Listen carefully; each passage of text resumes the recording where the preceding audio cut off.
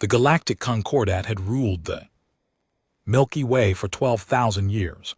347 species had joined this great alliance. They had built empires that spanned millions of stars. They had created wonders that would make gods weep with envy. They had conquered every challenge the universe could throw at them. Then they discovered humanity.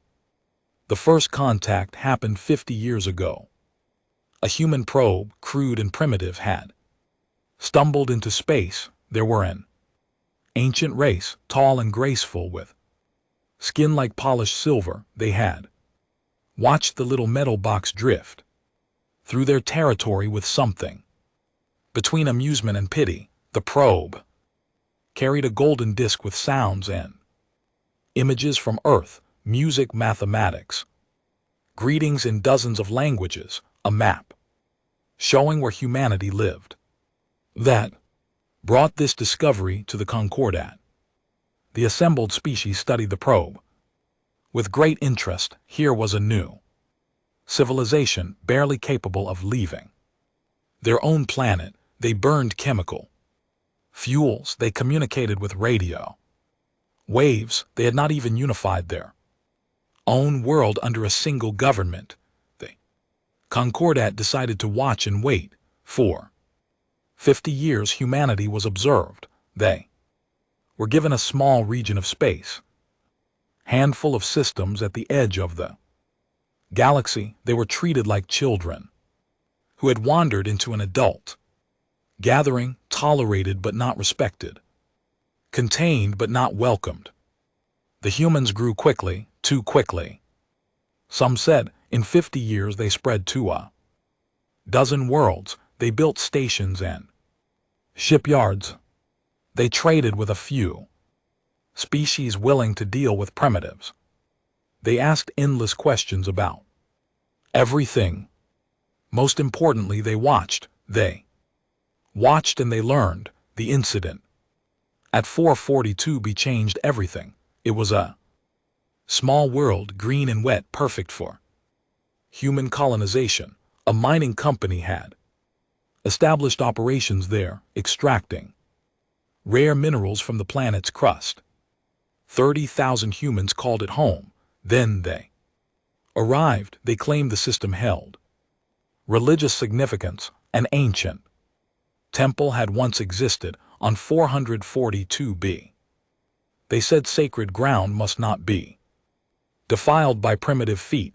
The humans were ordered to leave within one standard month. The human colonial governor, a woman named Sarah, sent a simple reply. It contained only 2 words. The first word was absolutely. The second word was not appropriate for diplomatic channels. They sent 3 warships to enforce their demands. These were magnificent vessels, each 15 km long, armed with weapons that could crack planets like eggs. They expected the humans to flee at the sight of such power. Instead, a single human frigate moved to intercept them. The Resolute was 300 m long. It was painted in dark gray with a golden eagle on its hull. Compared to the dreadnoughts, it looked like a child's toy. The battle lasted 11 minutes. When it ended, all 3 warships drifted dead in space. Their weapons were disabled. Their engines were dark. Their crews were alive but helpless. The Resolute had not fired a single lethal shot. The humans had somehow disabled the mighty dreadnoughts without killing anyone. The message was clear, though few in the Concordat understood it at the time. High Arbiter Alo called an emergency session of the Concordat Council. He was old even by standards. His silver skin faded to pale gray. He had served the Concordat for 3 centuries. He had never seen anything like this.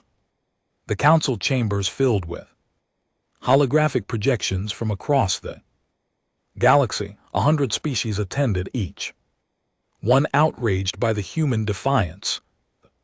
Warriors who lived for battle demanded immediate retaliation. The masters of technology and commerce called for economic sanctions. The ancient and wise suggested caution. No one listened to.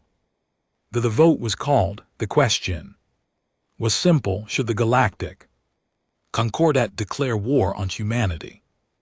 347 species voted yes. Not a single one voted no. The formal declaration was prepared with great ceremony. It listed humanity's crimes against galactic civilization. It described the forces that would be brought against them: 12 million warships, trillions of soldiers. The combined military might of 347 species.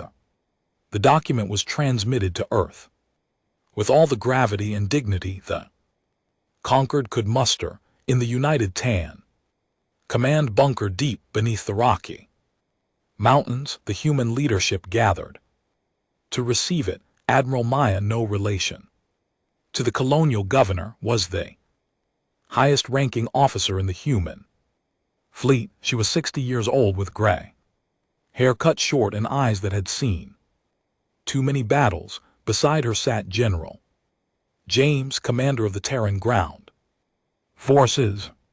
He was a large man, dark-skinned and broad-shouldered, with a reputation for unconventional thinking. General led the Special Operations Command. She was small and quiet, the kind of person you forgot was in the room until she wanted you to remember. Admiral commanded the Home Defense Fleet. He was the oldest of them, a veteran of the resource wars that had almost destroyed Earth a century ago. The transmission played on the main screen. High Arbiter Alo spoke with cold dignity, listing the crimes of humanity and the punishment that awaited them. When the transmission ended, silence filled the room. Then Admiral began to laugh. It started as a chuckle, quiet and controlled, then it grew. General joined her, his deep voice booming off the concrete walls. General's laugh was soft but genuine. Admiral threw his head back and roared with amusement. The Concordat observers, watching through hidden channels, were confused. Had the humans gone mad? Was this some kind of psychological breakdown? The stress of facing annihilation must have broken their minds. General wiped tears from his eyes. He was still chuckling when he spoke. They have no idea, he said. They have absolutely no idea what they just did. Admiral composed herself with effort. 50 years, she said. 50 years of playing the fool. 50 years of hiding what we really are, and they fell for it completely.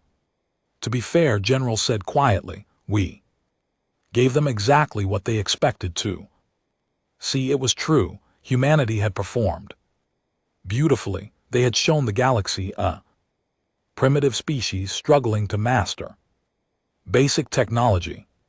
They had appeared weak, divided, and vulnerable. They had let the Concordat believe that containing them would be easy. It had all been a lie. Admiral pulled up a series of displays. They showed the true state of human military power: hidden shipyards and asteroid fields, secret research facilities buried in gas giants, weapons systems that had never been revealed to alien eyes, training programs that had been running for decades. The fleet is ready, he said. All 12,000 vessels. The ground forces are mobilized. Added, every soldier knows their role. Special operations teams have been in position for 6 months. Confirmed. We have assets in every major Concordat system. Admiral looked at the frozen image of High Arbiter Aloes on the screen. She felt something close to pity For the old alien, he had no idea what he had just unleashed. "Send our response," she said. "Keep it simple." The message that reached the Concordat was brief. It contained no threats, no demands, no pleas for mercy. Just 7 words that would echo through galactic history: "Thank you for this wonderful opportunity." The laughter of human generals had already begun spreading through the intelligence networks of a 100 species. It was a sound that would haunt the galaxy for generations.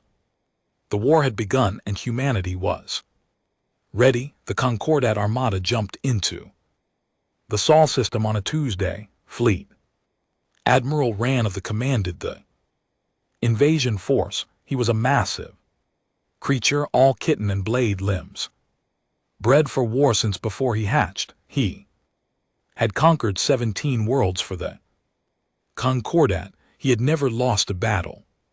12 million ships filled the space around him, dreadnoughts the size of small moons, carriers that held thousands of fighters, troop transports packed with soldiers from 100 different species. It was the largest military force ever assembled in galactic history. Rand expected resistance. He expected human ships rushing to defend. There, he expected desperate last stands and heroic sacrifices. He had prepared strategies for every scenario his tactical computers could imagine. What he found was nothing. Earth hung in the void, blue and green and beautiful. Its moon circled in eternal silence, but the orbital stations were dark. The shipyards were empty. The defense platforms that had been detected by Concordat spies were gone. Rand sent scouts to Mars. The colonies there were abandoned. The domes were intact. Life support systems still running, but not a single human remained. The same was true for the stations around Jupiter, the mining facilities in the asteroid belt, the research posts on the moons of Saturn. 8 billion humans had simply vanished. Where are they? Rand demanded. His officers had no answer. The Concordat fleet spread out through the system, searching for any sign of the enemy. They found empty cities and silent machines. They found personal belongings left behind, as if the owners had stepped out for a moment and never returned. They found pets and plants, still alive, still waiting for masters who were not coming back. It was like the humans had never existed at all. Then the first supply convoy disappeared. It was a small group, just 50 ships carrying food and fuel for the invasion force. They were traveling through a system 3 jumps away from Sol, a place called Wolf 359. One moment they were there, the next moment they were gone. No distress signals, no debris, no explanation. Rand sent a battle group to investigate. 200 warships commanded by one of his most trusted officers. They jumped into the Wolf 359 system and began their search. They found the supply convoy drifting dead in space. Every ship had been disabled in exactly the same way. Engines destroyed, weapons offline, life support barely functioning. The crews were alive but terrified. The battle group commander ordered a full sweep of the system. His ship spread out, sensors working at maximum power. He never saw the attack coming. Human ships appeared from nowhere. They were small, fast, and painted in colors that made them almost invisible against they struck with precision that should have been impossible. One moment, the Concordat ships were searching. The next moment, half of them were crippled. The battle lasted 4 minutes. When it ended, the entire battle group was disabled. 200 warships crewed by the finest warriors they had ever produced, defeated by an enemy they never even saw. Clearly, the human commander sent a message. Before withdrawing, her face appeared on every screen in the shattered fleet. "You assumed we would defend, Admiral," said. Her smile was thin and cold. "You assumed we would meet your fleets in honorable battle. You assumed we were like you." She paused, letting the words sink in. "We spent 50 years watching you, learning, preparing. You gave us the greatest gift imaginable. You told us exactly when you were coming. The transmission ended with coordinates, location deep in human space where the conquered could retrieve their wounded ships. Welcome to humanity's home." The final message read, "We have been expecting you." Rand received the reports with growing unease. This was not how wars were supposed to work. The humans should be defending their territory. They should be forming battle lines and making stands. Instead, they were ghosts, striking from shadows and vanishing. Before retaliation could come, he ordered his fleet to consolidate. No more small groups traveling alone. No more scattered search patterns. The Concordat Armada would move as one, an unstoppable tide of military power. It made no difference. The humans struck at the edges. They hit supply lines and communication relays. They appeared behind the fleet and destroyed fuel depot. They intercepted reinforcements before they could arrive. Every time the Concordat turned to fight, the humans were already gone. Weeks passed. The mighty Armada sat in the Sol system, surrounded by empty worlds, unable to find an enemy to fight. Morale began to crack. Soldiers who had expected quick victory grew frustrated and afraid. Officers who had dreamed of glory found only confusion and shame. High Arbiter Allos demanded answers. How could the greatest military force in galactic history be humiliated by primitives? How could 12 million ships be held hostage by an enemy they could not even find? The analysts provided their reports. The news was not good. Human ships were faster than anything the Concordat possessed, not by little, by orders of magnitude. They could cross distances that should take days and mere hours. They could appear anywhere at any time without warning. Human weapons were not more powerful, but they were impossibly precise. They could disable a ship without destroying it. They could target specific systems with accuracy. That explanation, they seemed to know exactly where to hit to cause maximum damage with minimum effort. Human tactics were unlike anything in galactic military doctrine.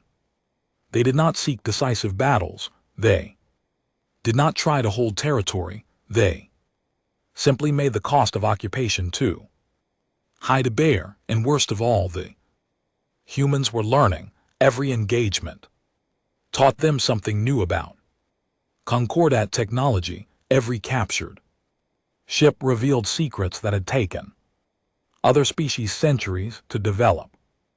Every prisoner provided information about weaknesses that could be exploited. The Concordat was fighting an enemy that grew stronger with every battle. Rand requested permission to withdraw. The Concordat could not admit defeat. The galaxy was watching. If 347 species could not subjugate one primitive world, what did that say about their power? So the Armada stayed in. The humans kept hunting. They called it the Ghost War. Concordat soldiers spoke of human ships that appeared from nowhere and vanished like spirits. They told stories of human warriors who could see in perfect darkness who could, survive in vacuum without suits who could fight for days without rest. Most of these stories were exaggerations. Some of them were true. The humans had spent 50 years preparing for this moment. They had built ships designed specifically to fight the Concordat. They had trained soldiers to exploit every weakness in alien psychology. They had developed strategies that turned the enemy's greatest strengths into crippling vulnerabilities.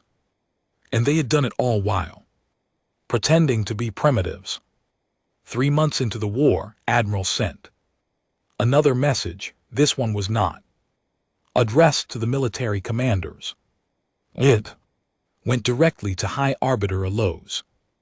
You have 12 million ships, she said. We have destroyed or disabled 400,000 of them. You have lost more soldiers in 3 months than you lost in the last 1,000 years of conquered at history.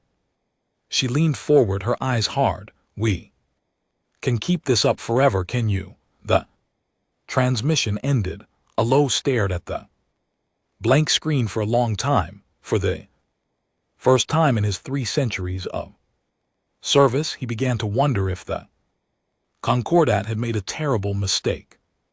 The Concordat had studied humanity for 50 years. They had analyzed human history, human culture, human biology. They had built detailed models of human behavior and psychology. They thought they understood the species they were fighting. They understood nothing. They were an ancient race. They had achieved before humans had invented writing. Their wars were elegant affairs governed by strict rules of honor and conduct. Battles were fought between professional warriors. Civilians were never targeted. Surrender was accepted with grace and dignity. They were brutal and efficient. They swarmed their enemies with overwhelming numbers, caring nothing for individual lives, but they fought only for the survival of their hive. When the threat was eliminated, they returned to peace without hesitation.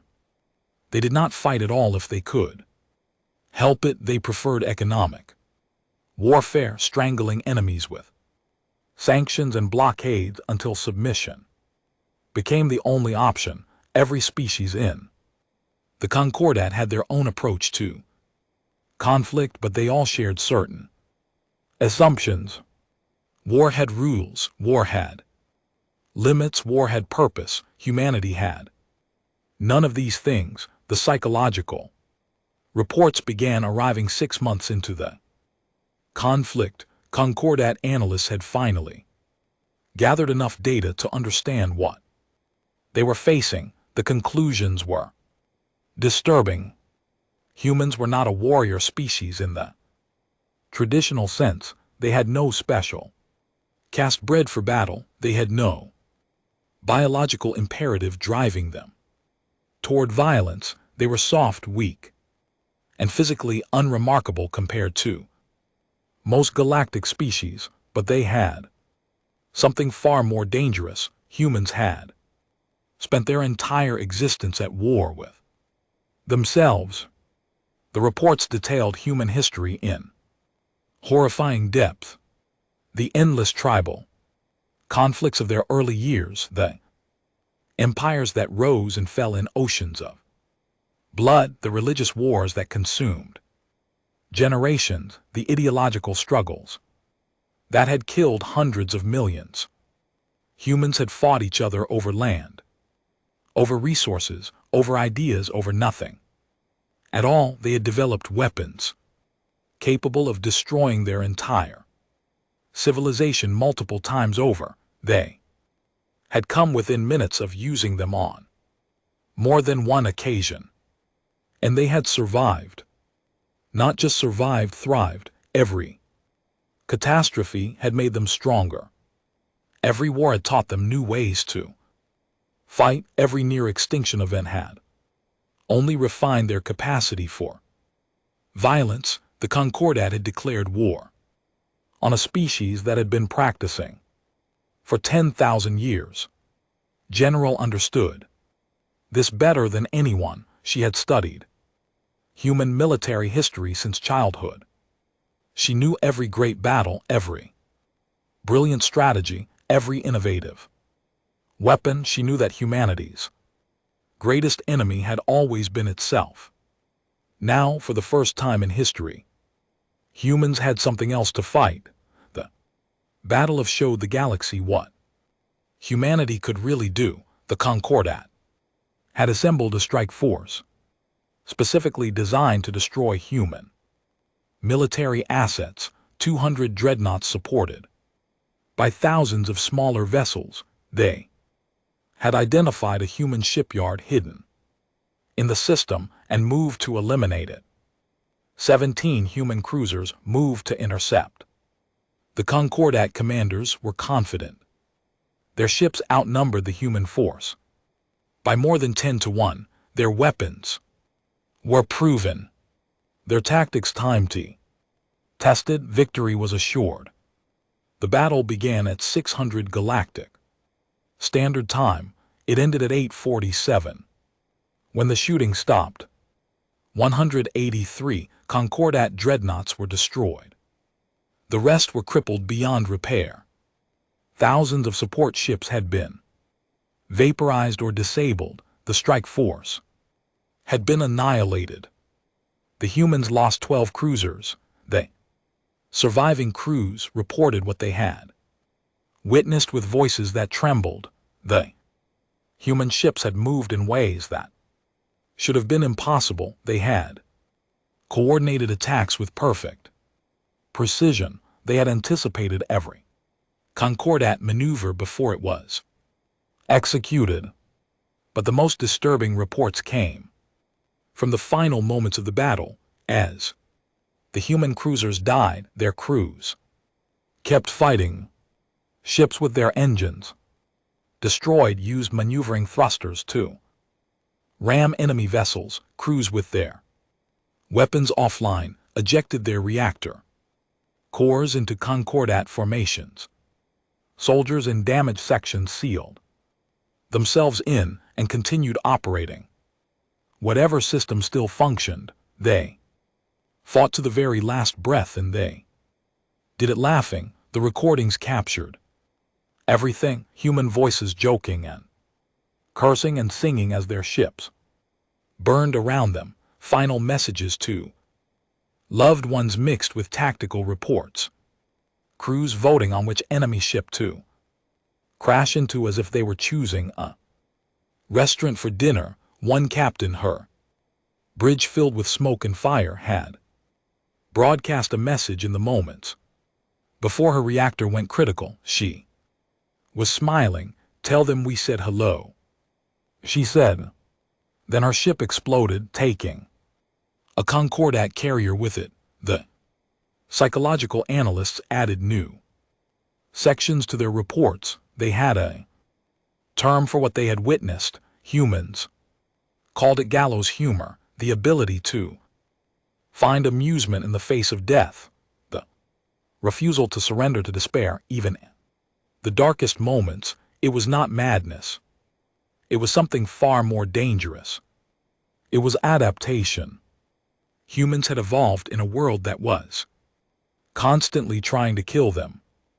Predators, diseases, natural disasters, and each other. They had learned to laugh at death because the alternative was to be paralyzed by fear. They had learned to find joy in struggle because struggle was all they had ever known. General sent a message to the Concordat. After the battle, it was addressed to Fleet Admiral Rand. "You declared war on a species that has never known peace," said. His voice was calm, almost friendly. "Not even with ourselves. We have been fighting since before we learned to write. We have been dying and laughing about it since before your ancestors crawled out of their oceans." He leaned back in his chair, completely relaxed. "You have given us something we have never had before, a common enemy. Something we can all hate together. Do you have any idea how rare that is for us? How precious? Smiled. It was not a cruel smile. It was worse. It was grateful. Thank you, he said, truly from the bottom of humanity's dark and twisted heart. Thank you for this. The message spread through the Concordat like a virus. Species that had never feared anything began to feel something cold growing in their hearts. This was not an enemy that could be intimidated. This was not an enemy that would surrender when the odds turned against them. This was an enemy that enjoyed the fight. High Arbiter Alo read the reports alone. In his chambers, he studied the battle recordings. He reviewed the psychological analyses. He tried to understand how the galaxy had so completely misjudged this small, primitive species. The answer when it came was simple and terrible. They had assumed humanity was like them. They had assumed that rational beings avoided war when possible, fought reluctantly when necessary, and surrendered when defeat was certain. Humanity was not rational. Humanity was something the galaxy had never encountered before. Humanity was alive. Alo closed the reports and stared into the darkness. For the first time in 300 years, he felt something he had almost forgotten. The invitation arrived 8 months into the war. High Arbiter Alo stared at the message for a long time. It was not what he expected. There were no demands, no threats, no conditions, just an invitation to dinner. Admiral requested the pleasure of his company at a neutral location, a small station in unclaimed space far from any combat zone. Food would be provided. Safety was guaranteed. The High Arbiter could bring whatever security he deemed necessary. His advisors told him it was a trap. The humans were losing. They insisted this was a desperate attempt to buy time or capture a valuable hostage. Alo should ignore the message and press the attack. But Alo was not so certain. The humans were losing. The war had not gone as planned. The Concordat still held the Sol system, but they held nothing else. Every attempt to expand had been met with devastating resistance. Supply lines were constantly under attack.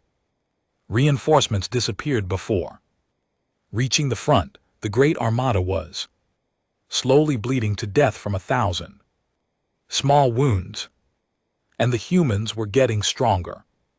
Intelligence reports showed human shipyards working at full capacity. New vessels were being launched every day, each one more advanced than the last. Human soldiers were not growing weary of the conflict. They were growing more skilled, more confident, more dangerous. Something was wrong with this war. Alo needed to understand what he accepted. The invitation. The station was small and elegant, human architecture, but designed with alien visitors in mind. The ceilings were high enough for a warrior. The atmosphere was carefully controlled to suit a dozen different biologies. Small touches showed that someone had put real thought into making guests comfortable. Alo arrived with 50 guards. He found Admiral waiting alone. She was smaller than he expected. Humans always looked so frail in person. Their soft skin and delicate bones seemed like they should break at the slightest pressure.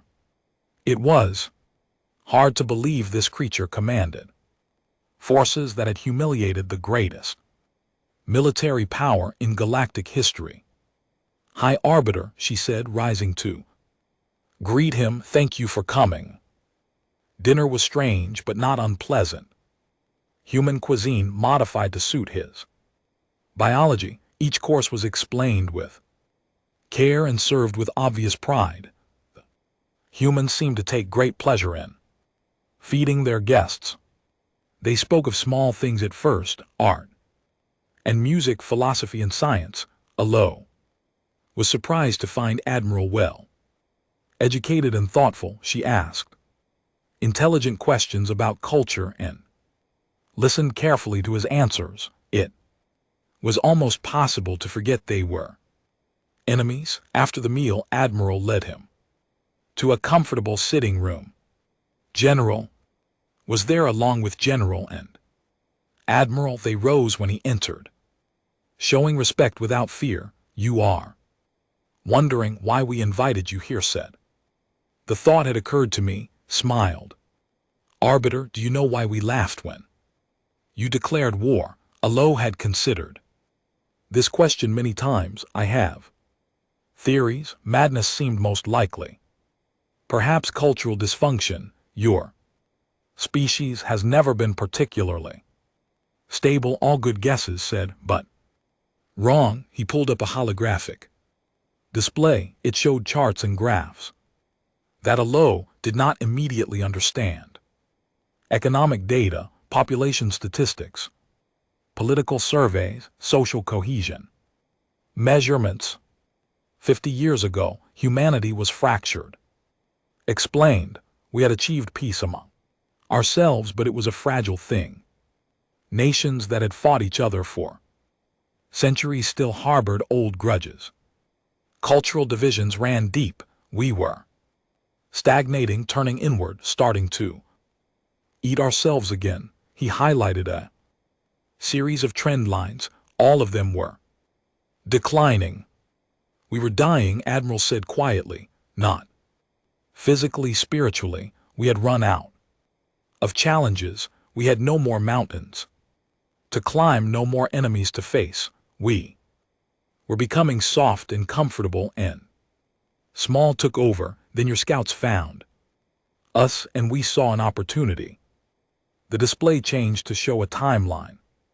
50 years of human history laid out in careful detail. We could have hidden from you, she said. Our technology was primitive compared to yours, but we are very good at disappearing when we want to. We could have stayed quiet for centuries, building our strength in secret. Instead, you let us find you, Alo said. Slowly, understanding was beginning to dawn. We let you find exactly what you expected to see. Confirmed, a primitive species, aggressive but weak, divided and vulnerable. We gave you every reason to believe that conquering us would be easy. You manipulated us. We gave you the rope, said. You tied the noose yourself. The display shifted again. Now it showed the current state of humanity. The trend lines that had been declining were now rising sharply. Economic output had tripled, birth rates had spiked, scientific advancement had accelerated. By centuries, social cohesion was at the highest level in human history. This war made us better, said. It made us whole.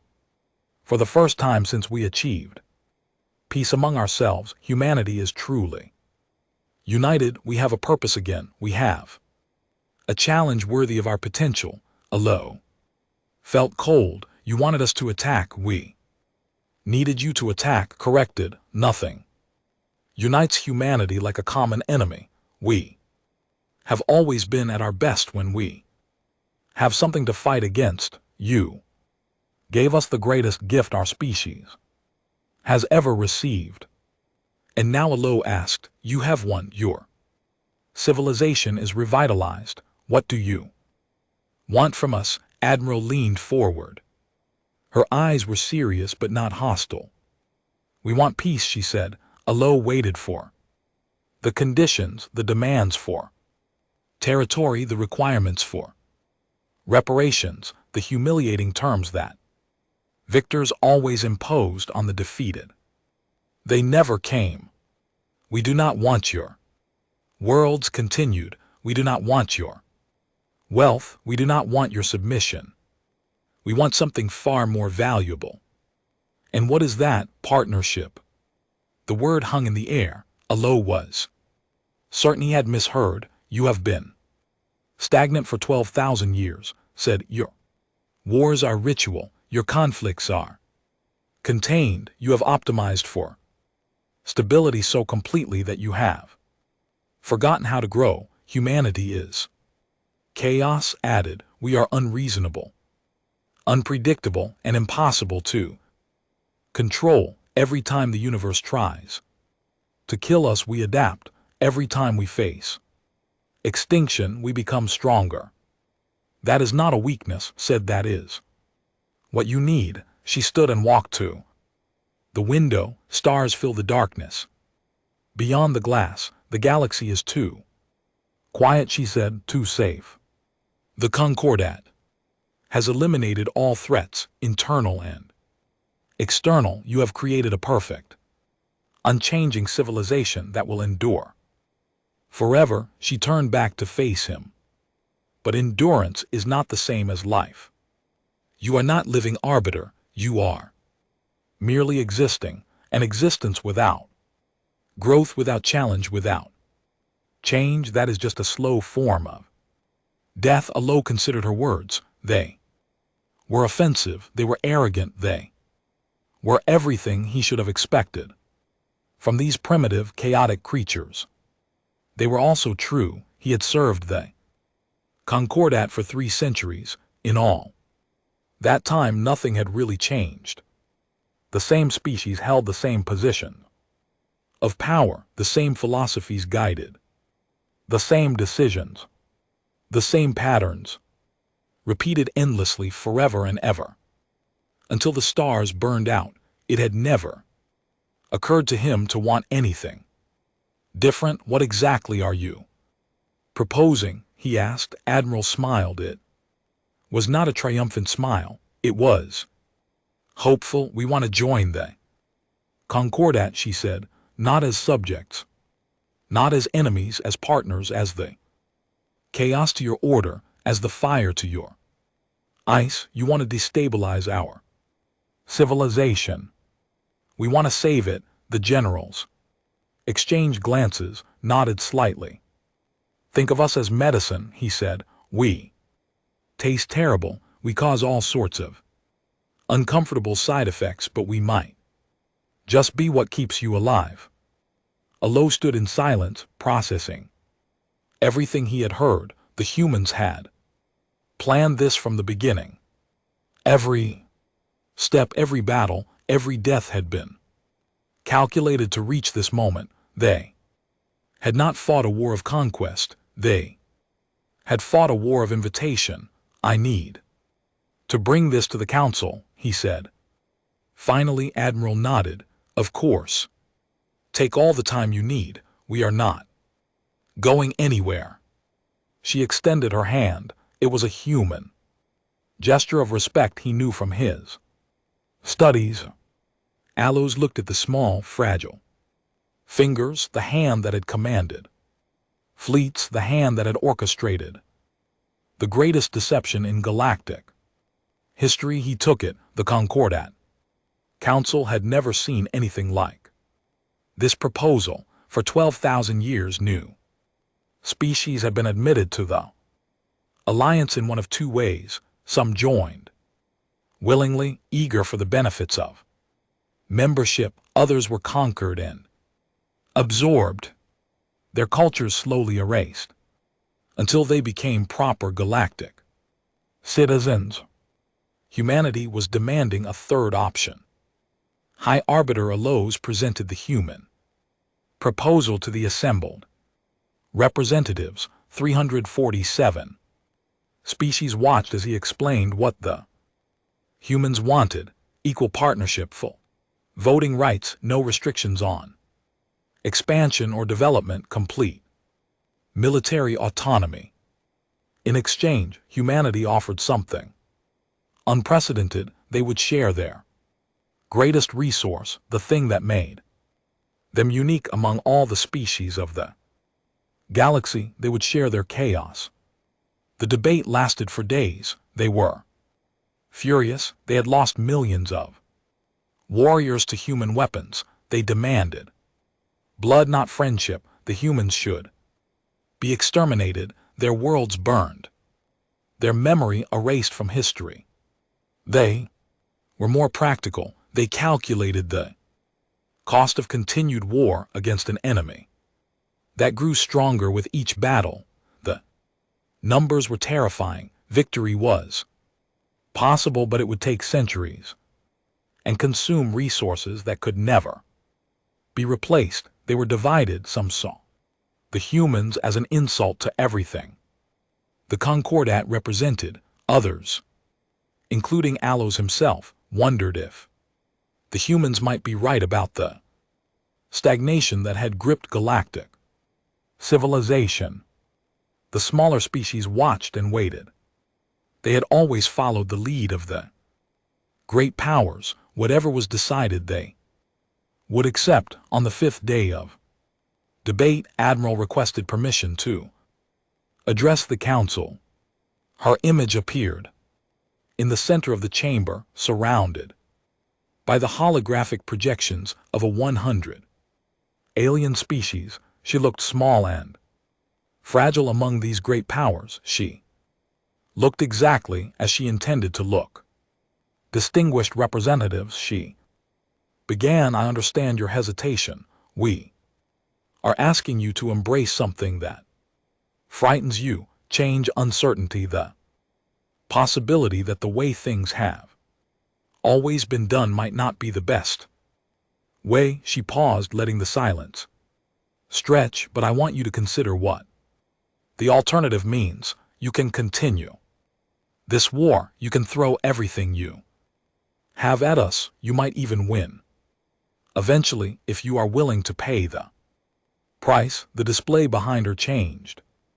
It showed projections of continued conflict, the casualties on both sides, the resources consumed, the time required to achieve victory. 3 centuries said. That is the most optimistic estimate. 300 years of war, during which you will lose more than you have lost in the previous 12,000, and at the end of it you will have destroyed humanity.